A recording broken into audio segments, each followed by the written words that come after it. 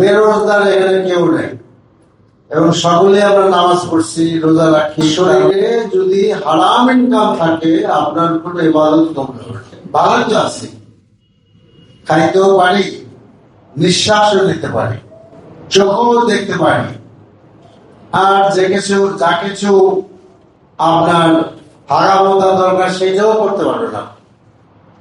ভালো আছি না আমরা?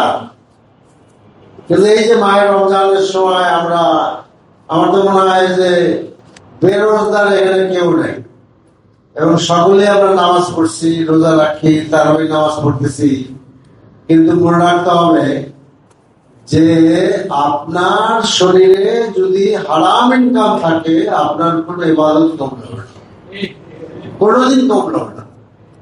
এবং দেখেন, যদি আমার মনে আছে আমি তো আমার ঢাকা সিটিতে কাজ করি, আমাদের তো রকনিয়াত বলতে একটা বিষয় আছে, আপনারা অল্প জানেন বা জানেন না।